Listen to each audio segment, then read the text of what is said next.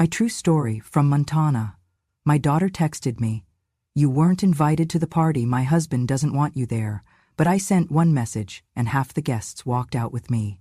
"Mom, it's not that we don't love you, it's just, Ryan wants a certain crowd at the party. It's a modern theme, upscale.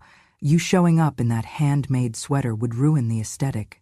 I stared at the message, the words blurring slightly as the afternoon light flickered through my kitchen window. My hand was still holding the crochet hook, the last stitch half formed in the yarn I had picked out for my granddaughter's birthday, a soft rose pink, just like the one she wore in the picture I took last Christmas when she sat in my lap tracing the pattern of her sweater and whispering, "Grandma, it's warm like hugs." That was before the parties, before the galleries, before Ryan.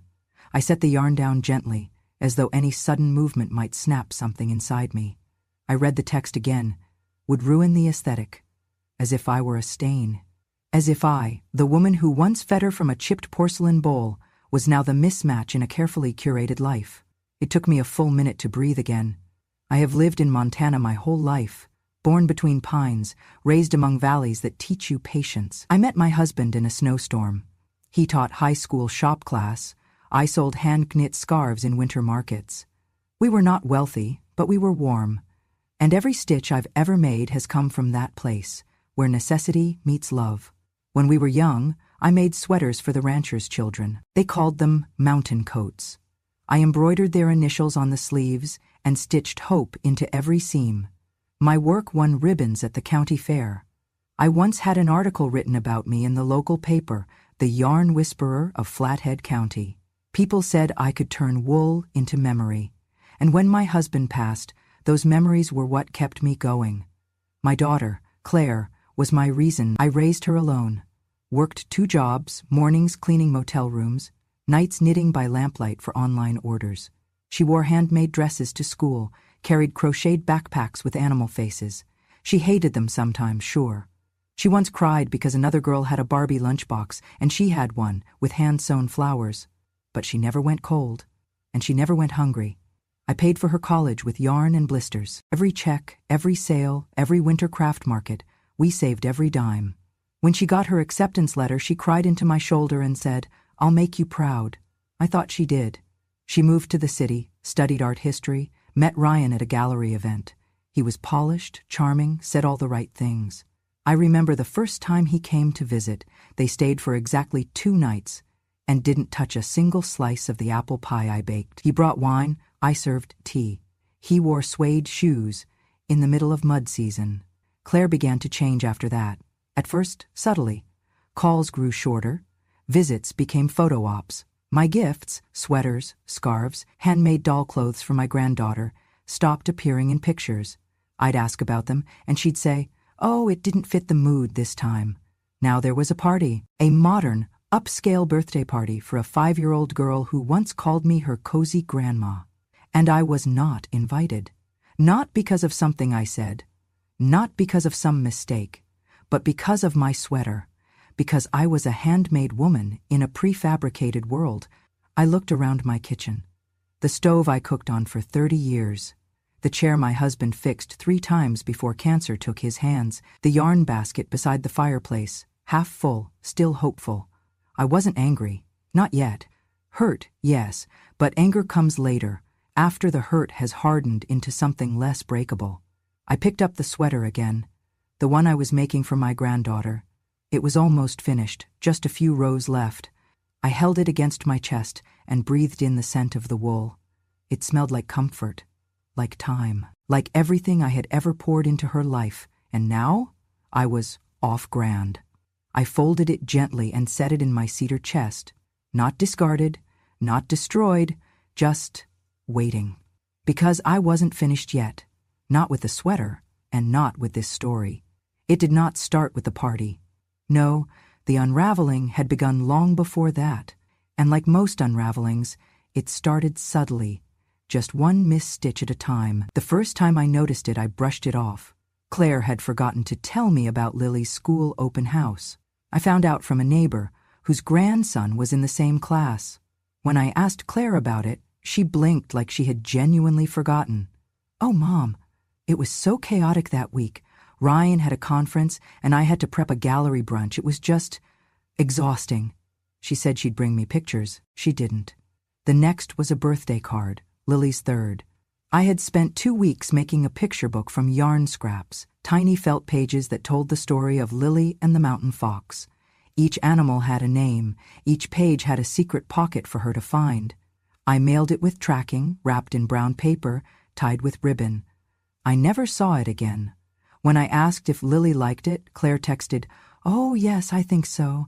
Ryan said it might be too delicate for her age. We might keep it as a keepsake. The photos from the birthday party showed Lily opening a box of store-bought toys, each more plastic than the last. I wasn't in any of the photos. Claire posted them online with the caption, "Everything curated, everything perfect." I started noticing the patterns. Photos of Lily at ballet class, at museums, at themed parties. Claire and Ryan front and center, smiling like the cover of a lifestyle blog. Her captions full of hashtags, aesthetic, curated childhood, elevated living. I used to be part of those captions. Now I was just part of the archive. She stopped posting pictures of the quilt I made for Lily's crib, the hand-stitched growth chart with tiny buttons, the lavender-scented toys I sewed from old cotton shirts. When I once commented on a photo, just a simple, "She's growing so fast, Grandma loves you," the comment disappeared an hour later. I asked Claire, gently, why. Her response, "Oh, Mom, I'm trying to keep a cohesive feed. You know how social works now. Don't take it personally." A cohesive feed. As if my love didn't match the brand she was building. At first, I tried to adjust. I stopped posting photos of my crafts with Lily's name. I limited my comments. I tried to stay in my lane, as she once put it, when I mailed a letter to Lily's preschool teacher without asking. She called and said, "Mom, I appreciate the intention, but it's important that Ryan and I shape her narrative. We're trying to keep things intentional." Shape her narrative. She was 4. The last time I visited their house, I brought cookies, the same oatmeal chocolate chip recipe Claire used to beg for as a teenager. I walked in and was greeted by Ryan with a stiff nod. No hug, no eye contact. He looked past me as if he were checking to see if I'd brought someone else. Claire took the cookies and smiled. But that smile? It was brief, plastic, and expired by the time it reached her cheeks. They served espresso from a chrome machine that looked like it belonged in a showroom. Their kitchen smelled of imported oils and scented candles, not cinnamon or sugar. Everything was white, sterile, not a single child's drawing on the fridge, not a single thing handmade. Lily came running in wearing a tiny trench coat and shoes that cost more than my entire pantry. She hugged me, fiercely. That night, she asked if I would tuck her in. I said yes, of course I would. I read her the fox story again, from memory, because the book I made was in storage. She fell asleep with her hand wrapped around my finger. The next morning, Claire told me that Ryan had concerns about bedtime routines and boundaries, that they wanted to create consistency. I was asked not to read to Lily at night anymore, not without permission, not unless it was a book they provided. I left early. From then on, everything changed. Invitations stopped. Phone calls shortened. My name was mentioned less and less. I became something to manage, to regulate. "Mom, maybe you don't need to bring handmade things every time." "Mom, it's okay if you skip this one. We've got so many people coming." "Mom, just enjoy your peaceful life up there, okay? Let us handle the rest." I was no longer a mother. I was no longer a grandmother. I was a sweet lady in the mountains who needed to stay quaint, quiet, and out of the photos. And Ryan, he no longer even tried. At first, he said hello. Then he nodded. Then nothing at all. One visit, he passed me the salt without making eye contact. Another time, he opened the door, saw me, and said, "Claire's in the back," before walking away. He had erased me without ever needing to argue. He did not need to raise his voice. He just needed to lower his gaze until I no longer existed. And Claire? She followed, willingly, quietly, elegantly. It was not sudden. It was slow, like watching a quilt fray thread by thread until you are holding only scraps and wondering where the warmth went. Until the party, until that text, until the final stitch snapped. It was a Thursday evening when it happened. I was scrolling through my phone, not for anything in particular, just passing time before the kettle sang. The living room was quiet, save for the creak of the wood stove expanding in the cold. I had just finished folding a batch of dishcloths I had crocheted for the church pantry. And then I saw it. Claire had posted new photos. It was a carousel of images from a photo shoot with Lily. Outdoors, golden light, expensive camera filters. Lily stood in front of a white fence, smiling just the way she used to on my porch steps. Her cheeks rosy, her arms outstretched. And she was wearing my sweater. Not just any sweater. It was the one I made last fall. Soft lavender wool, tiny daisies embroidered around the collar, with a single wooden button I carved from the birch tree that once stood in our backyard. I remembered every stitch. I remembered Lily's face when she tried it on, how she twirled in it and said, "I look like spring, Grandma." I leaned closer to the screen. But the caption stopped my breath cold. A timeless piece, custom from Paris. Custom from Paris. I blinked, read it again, and suddenly it was not just the sweater that unraveled. It was me. It was not the lie that hurt the most, it was the theft. The rewriting of truth so easily, so casually, as though my hands and my hours and my heart had never existed, as though warmth, real warmth, could be bought in a boutique or filtered through a hashtag. She had erased me. Not with cruelty, but with convenience. The photo had over 400 likes. Compliments poured in. "So chic. Parisian babies are the cutest. Your daughter has such great taste." Not a single soul knew that the hands who made that sweater had bled once threading that daisy needle. That I had picked that shade of lavender because Lily once said purple made her feel like a fairy. They did not see the hours, the warmth, the care. And maybe they never. I set the phone down, carefully, as if it might explode. I walked over to the bookshelf and pulled out my old ledger. It was a worn notebook, blue cover, frayed corners, thick with time. Inside were entries, dated and scribbled, tracking every single thing I had ever made for Lily. February 3, 2018, yellow duckling hat, size newborn. June 12, 2019. Blanket with pine tree embroidery, backed in flannel. October 1, 2020. Fox plushie with one ear bent. December 15, 2021. First Christmas dress, red cable knit with snowflake trim. March 4, 2022. Lavender sweater with daisies and birch button. I turned each page slowly, tracing my own handwriting with my finger, as if to remind myself that I had existed in her life. Each item had a note next to it. Wore it to Sunday school, smiled all day, refused to sleep without it for 2 weeks. Called it her magic fox. They were not just clothes, they were memories, and now they were being repackaged, stripped of soul, sold for style points. I closed the notebook gently and sat in silence for a long while. The stove crackled, the tea cooled, but I did not move, because something had shifted inside me. Not anger, not even grief, just a clarity I had not felt in years. I was no longer just unwelcome. I was inconvenient to the narrative. And inconvenient things, they get cropped out. But not this time. Not anymore. I waited 3 days. 3 days after the Instagram post, 3 days after seeing Lily in the sweater I made, described as if it had come from a Paris showroom instead of my quiet kitchen. I told myself maybe Claire had not meant to lie. Maybe the caption was for marketing. Maybe it was just careless. But deep down I knew better. Still, I needed to hear her voice, so I called. She picked up on the 3rd ring. "Hi, Mom," she said, breezy, distracted. I could hear ambient music in the background, soft piano chords, the clink of glass, like she was somewhere polished. I swallowed. "Claire, I saw the pictures of Lily." A pause. "Oh, did you like them?" "She looked beautiful," I said. "The sweater looked good on her." Another pause, this one tighter. "Yes. That one." There was no mention of where it came from, no apology, not even acknowledgement. I waited. Then I asked, gently, "Claire, are you really not inviting me to the party?" She exhaled sharply, like I had asked something exhausting.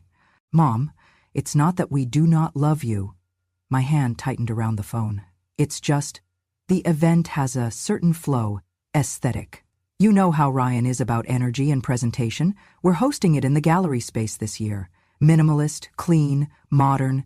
There's a vision. The decor, the lighting, the outfits.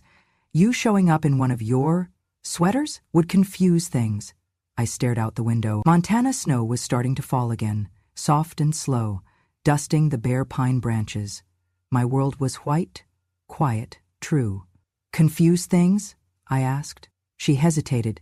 Mom, people come to these events for a certain feel.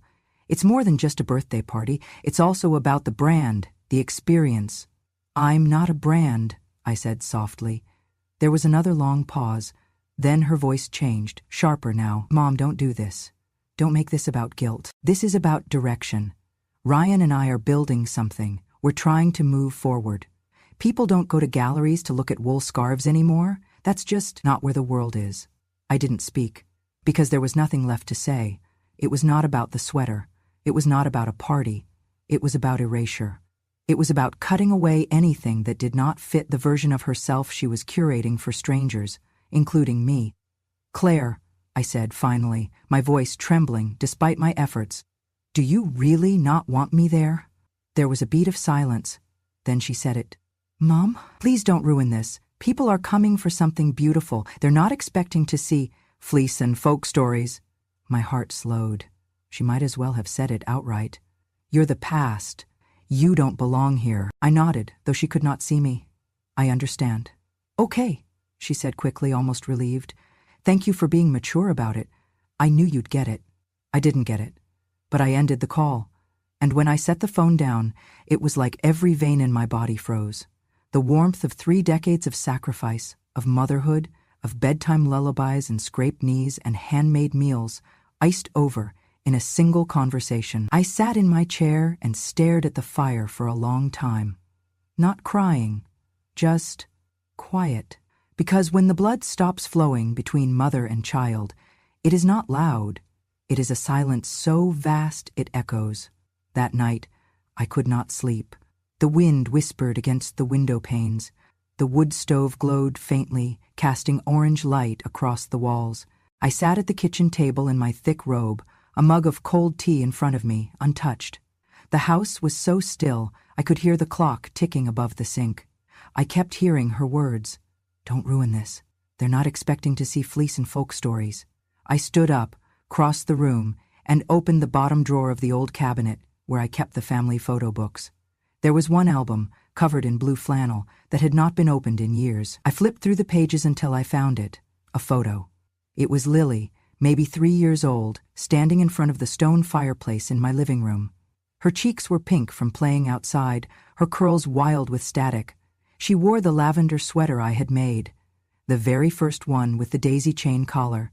She was laughing, not posing, not filtered, just laughing with her whole face.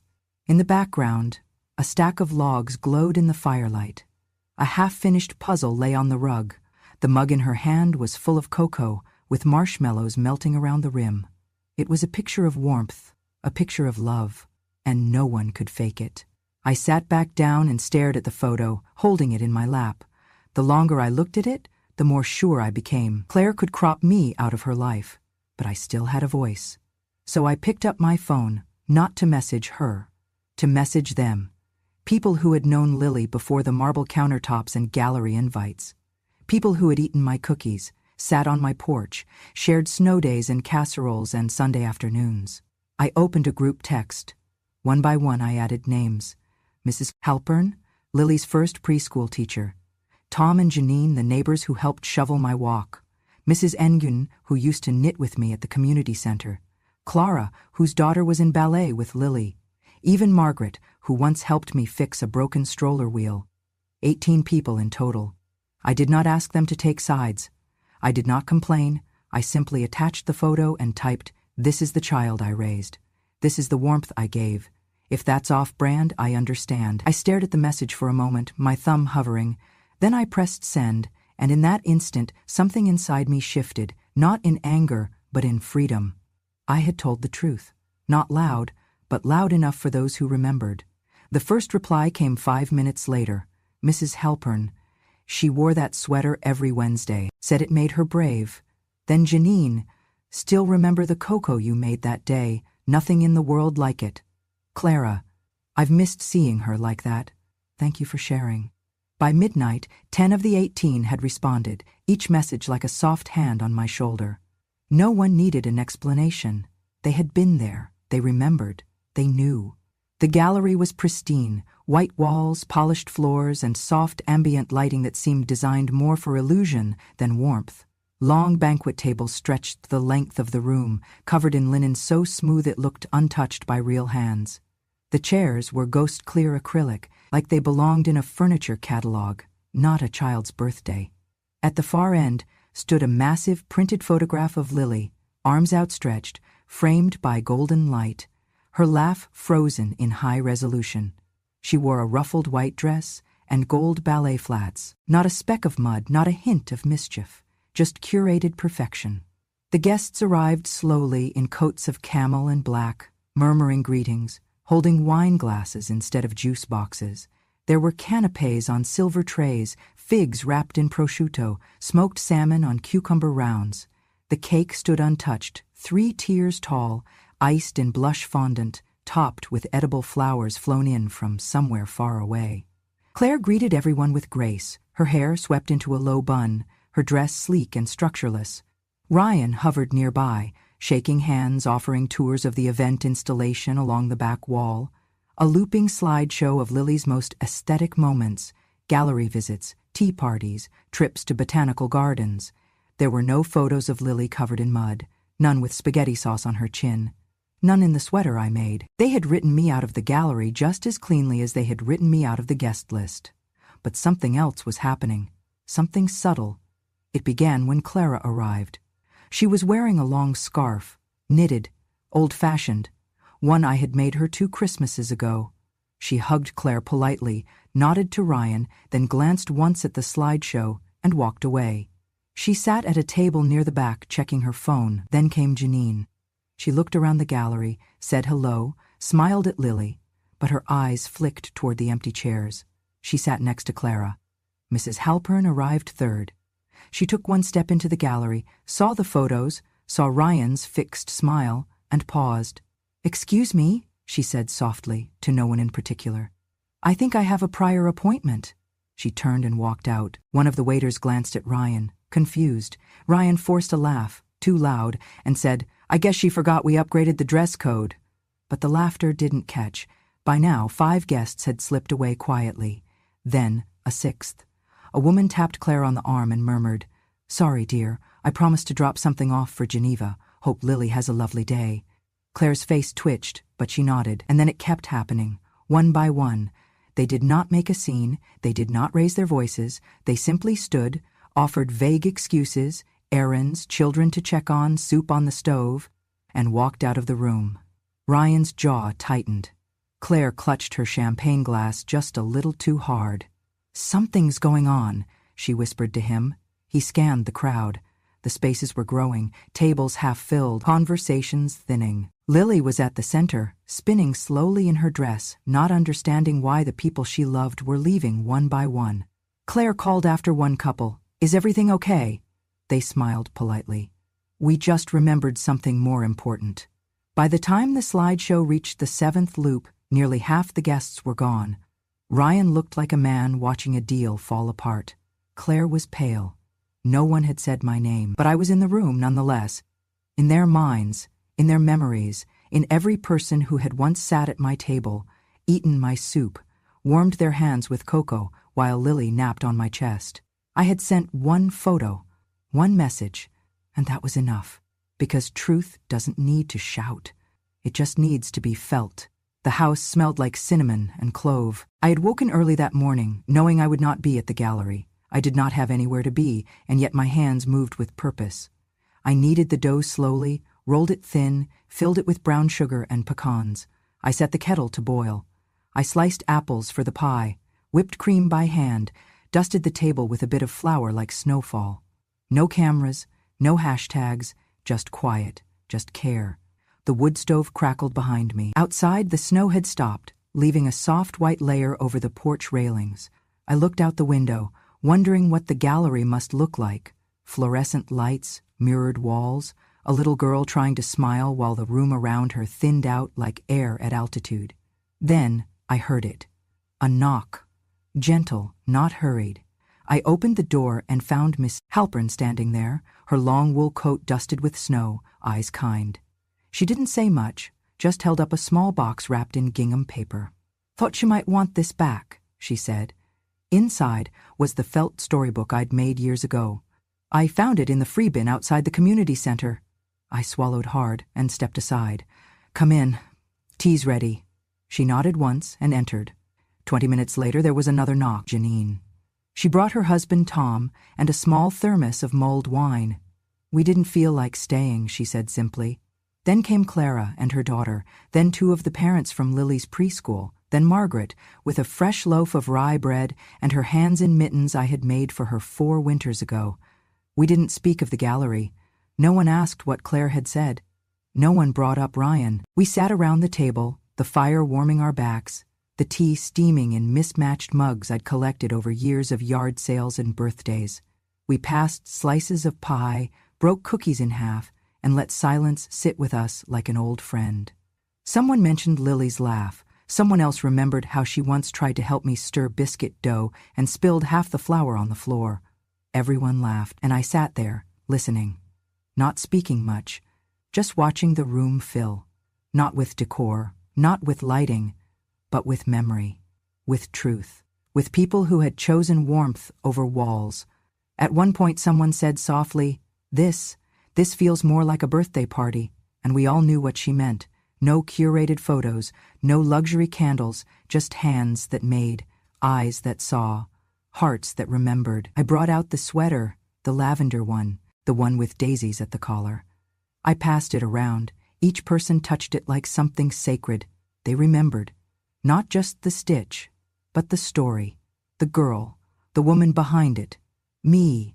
And in that small house in Montana, surrounded by firelight and friends, I felt something I hadn't felt in a long time. Not pride, not vengeance, but peace. The morning after the party, the snow had hardened into a quiet crust. It was the kind that blanketed everything in stillness, where even the trees seemed to be holding their breath. I moved slowly through the house, the floorboards creaking under the weight of old wood and older memories. I made my tea the same way I always had, loose leaves, boiled water, no sugar. I set it on the windowsill and watched the sky begin to brighten, pale and cold. And then I reached for the photograph. It was tucked in the bottom drawer of my sideboard, wrapped in an old scarf that still carried the scent of cedar and thyme. I unwrapped it carefully as if it might break, though I knew what truly might break was me. Lily, 3 years old, standing in front of the fireplace, wrapped in the lavender sweater with the daisy collar. Her arms were open wide, like she was about to take off, her cheeks flushed from the heat of the fire, her hair curling around her face in soft spirals, wild and honest. And her smile, unfiltered, unposed, untouched by anything curated, just joy, pure, unshaped joy. The kind you do not get from a camera setting or a caption. The kind you earn through hours of quiet, of presence, of putting the child first before the world had a chance to shape her into something else. I wiped the glass with my sleeve, careful not to smudge the corner where the light caught her eye. Then I walked to the fireplace and hung it back where it had always belonged, centered, just above the mantel, just below the place where the ceiling cracked a little in winter.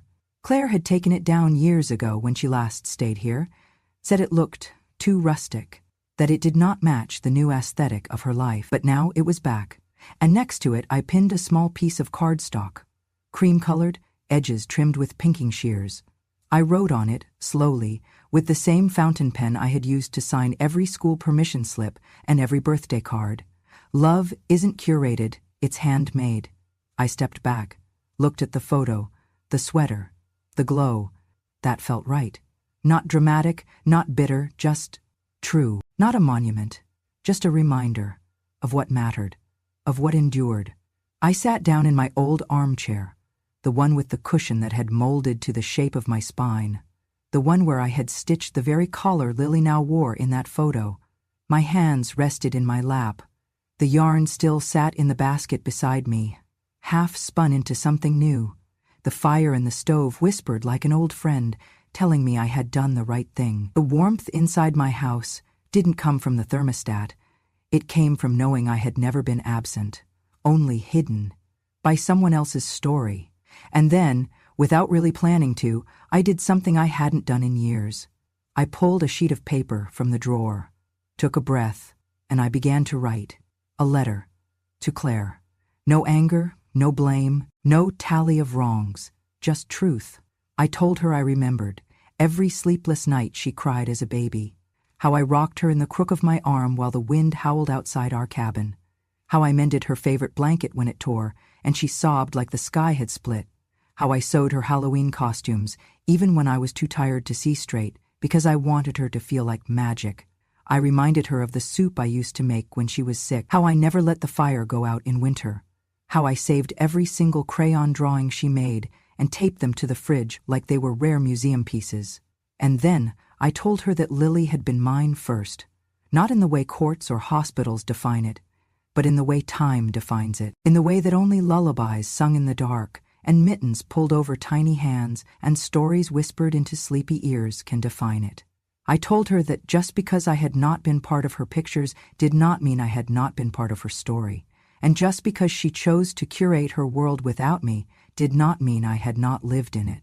At the end of the letter I wrote only this: I'll always knit warmth, whether you wear it or not. I folded the letter in thirds, slipped it into an envelope, sealed it.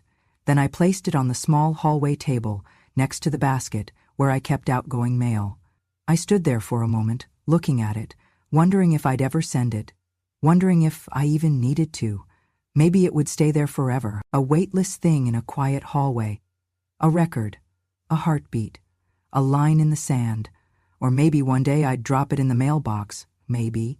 But whether she ever read it or not didn't matter, because I had written it. I had said the words, and sometimes that is enough, because love, real love, does not perform. It does not parade or pose or caption itself for others. Real love is handmade. It's late nights and quiet mornings. It's stitches you make and never undo. It's the kind of presence that doesn't need to be seen to be felt. And in the stillness of my home, fire crackling, photo hanging, kettle humming its soft song, I knew that everything that mattered still lived here, not in a gallery, but in this room, in this sweater, in this story, and in the love that shaped it all, whether the world saw it or not. Spring came late that year. Montana winters tend to overstay their welcome, like an old ache that flares up even when the calendar insists you should feel better by now. But one morning I opened the door and smelled thaw. The snow had melted into the soil, and small green shoots peeked through the patch near the mailbox. The creek behind the house, frozen for months, had begun to babble again. You learn to recognize these signs, living here long enough. Not all changes come with thunder. Some just start dripping, quietly. It was a Thursday when the envelope disappeared from the hall table. I hadn't planned to mail the letter to Claire. I'd told myself the words were for me, that I didn't need her to see them, but maybe some part of me did. I had left the envelope by the door for weeks, then one morning I walked it to the mailbox without thinking. I tucked it between a seed catalog and a flyer for roofing services and closed the rusted metal door. No ceremony, just letting it go. What happened next wasn't immediate. No text, no call. But 5 days later, a package arrived. It was small and brown, the handwriting on the label oddly familiar but stiff, like someone trying to write neatly after years of typing. My name, my address, nothing else. I opened it carefully, heart tapping uncertain beats against my ribs. Inside was the sweater, the lavender one, folded neatly, and on top of it a note, not long, just a few lines. She wears it every night now, refuses to sleep without it, says it smells like home. I think maybe I forgot what that meant. Thank you, Claire. No apology, but something softer than that, something closer to acknowledgement. I'd held the sweater for a long time, brought it to my face. It smelled faintly of lily, of shampoo, crayons, and something sweet. I smiled, tucked it back into the box, didn't reply. Not yet. Let her sit with it. Let her feel the weight of what she had almost erased. Over the next few weeks, other small things followed.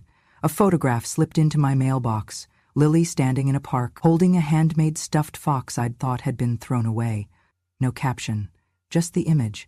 Then a voicemail I let go to the machine. "Hey, Mom, just checking in. Hope the snow's melted up there. Lily asked if we could visit sometime. No pressure."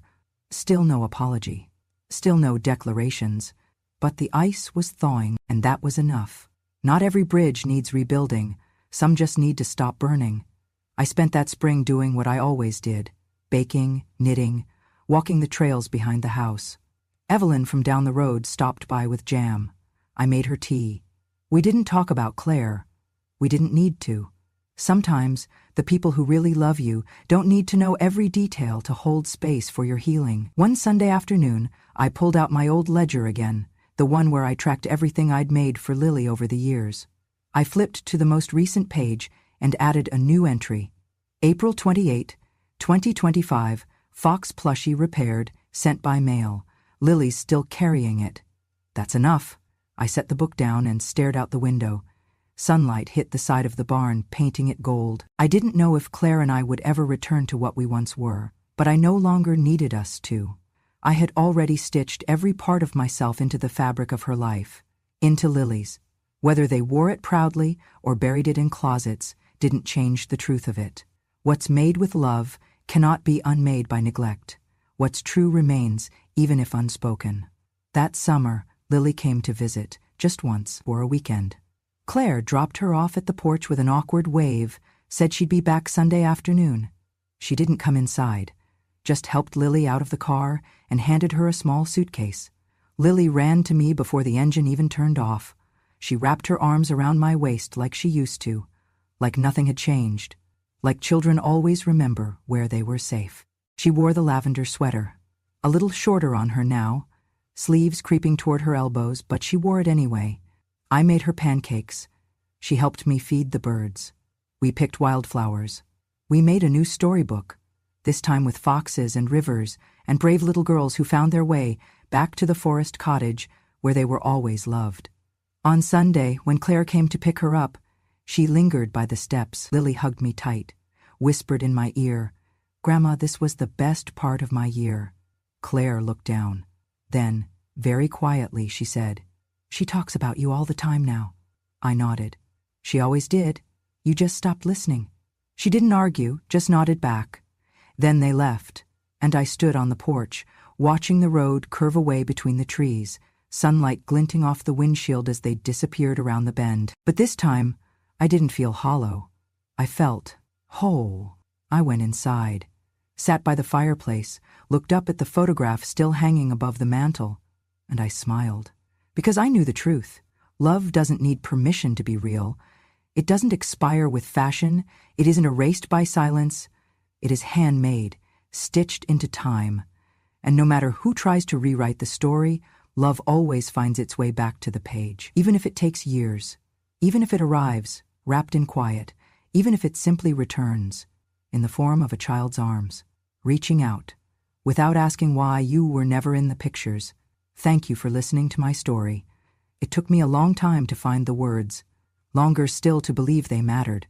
Either way, call in one more time tonight.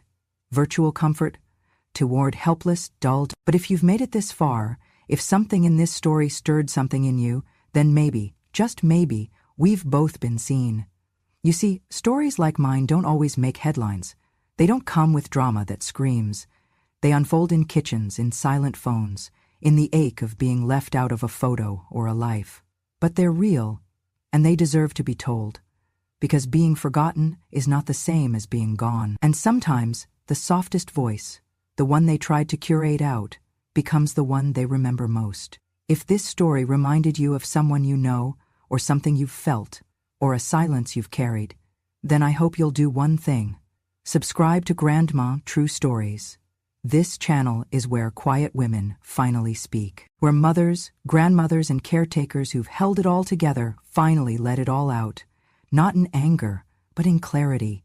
Here, you'll find real stories. Of betrayal, of sacrifice, of quiet revenge. Told not to shame anyone, but to remember everything. Because wisdom doesn't age, it deepens. And revenge? Sometimes, it comes in the form of a knitted collar and a child's arms. So if you want more stories like this, stories that sit with you, stories you'll carry into your own still nights.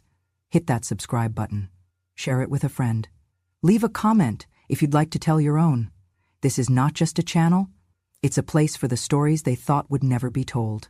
And I promise you this, we remember everything. And now, finally, so will they.